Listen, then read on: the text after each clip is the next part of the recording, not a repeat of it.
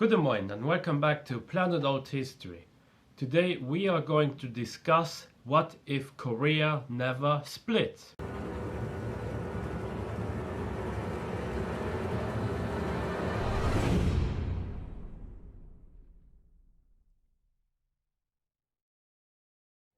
Korea has an interesting history and existed for many years. When we think about East Asia, China, Japan, and also Korea, they come to our minds. In pop culture, Korea rivals the influence of Japan, or even comes on top of Japan, especially when we are talking about K-pop, for instance, or also the Korean drama. Yes, and also Korea had a very ambiguous relationship with its neighbors. I mean, sometimes they were independent, sometimes they were conquered by, for instance, Japan, and then other times they were disunited. But in the most recent history, except for being occupied by Japan and also being divided in two, they were actually united for some time. The split I'm referring to is the one that happened after World War II. The Pacific Front took a bit longer than the European front, and only with the atomic bombings of Hiroshima and Nagasaki, World War II came to an end and Korea's future was for some moment very uncertain. It was part of the Japanese Empire from 1910 onwards, when Japan finally annexed the so-called Korean Empire, but after World War II the Allies were not totally sure what to do with Korea. When they finally actually agreed to split Korea. The reason why Japan was never split as Germany and Austria was because of Korea. The Soviets, they got North Korea, and North Korea thus exists because it used to be a Soviet occupation zone, while the South until nowadays still has American troops. In between we also had the Korean War, and that war messed up with the whole Korean peninsula. It just complicated the relationship between North and South Korea, and well, nowadays the attempts to unify Korea, they always seem to fail, because first of all, both regimes, they are different, they have very different concepts, and they also want to unite Korea but under their own ideology.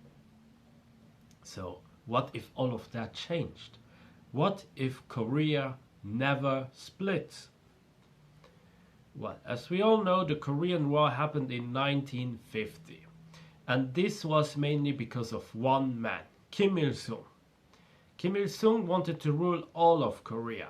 During 1950, Stalin was also still alive, and him giving up on Korea, or at least make it neutral, well, it would mean that he would lose his face. So this will not happen with Stalin.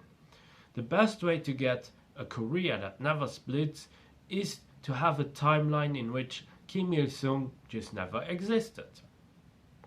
In such a timeline, a guy called Cho Man-sik would still have power in the post-World War II order of North Korea, and he might accept full power trusteeship period in which the USSR, the US, the UK and China were meant to set up an independent government.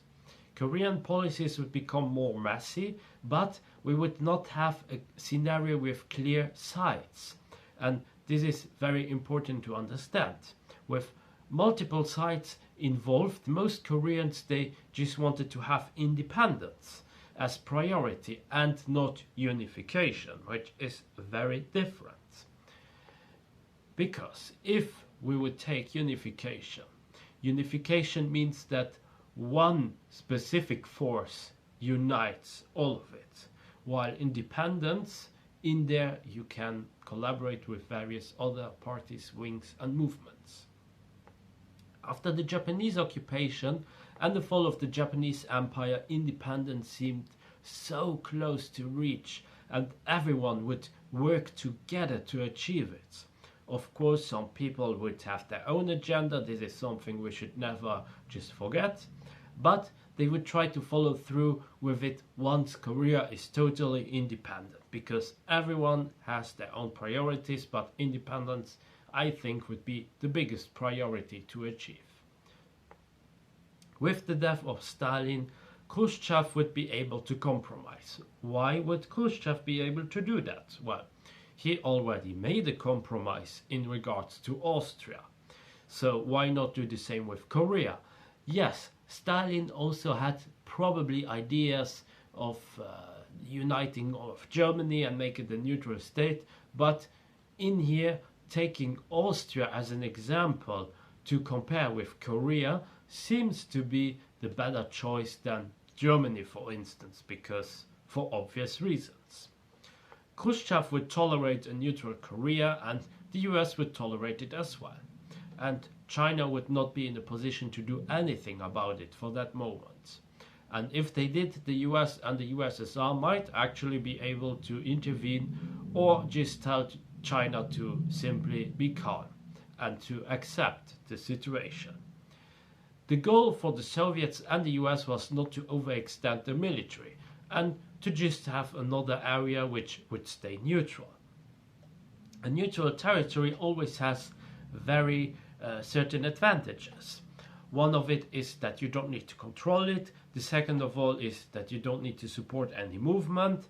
The third of all is that your enemy also has an interest to support that neutrality. And the third of all is you can hold important meetings in said territory, especially when you have some crisis in, let's say, East Asia. Well, Korea, especially a neutral Korea, would present itself as a very good country to hold such meetings. Now, without Kim Il-sung and having a united Korea in a similar position as Austria, let's say, Korea would probably direct its demands towards Japan, but in the name of the war crimes, and they would also find support from both the US and the USSR. A neutral Korea would have no reasons whatsoever to consider Japan as an ally. Korea would surely not like the Soviets, but something akin to the Finlandization might still happen nonetheless, as the Korean elite would still try to somehow appease the Soviets. They would in the 50s and the 60s and perhaps even in the 70s try to do so, and then later on the same might happen with the Chinese once they rise and become more accepted worldwide. At the same time, Korea would possibly play out one greater power against each other to its advantage and use its strategic position where Chinese, Russian and American diplomats would come and discuss certain issues. Although soft influence would be exercised from every greater power around Korea, neither the Soviets, the Chinese and the Americans would want to have Korea under their control. The neutrality of Korea would be convenient for all of the great powers. A neutral Korea also means that the American would never really help Korea economically, and thus Korea would grow a bit slower. Industries in the north would, however, be the backbone of this neutral Korea. The economy may take some time to grow, but do so successfully eventually.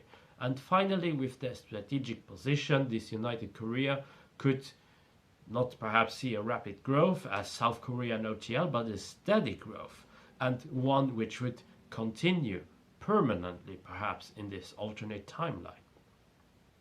Also, without the Korean War, more people would be in the working force, less staff would be destroyed, and Korea would never see the poverty it did in the 50s.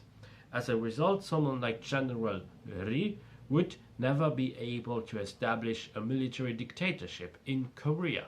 The situation would not be bad, but not be the first best of all, until Korea would perhaps even compete with Japan and sometimes even grow faster than China, for instance.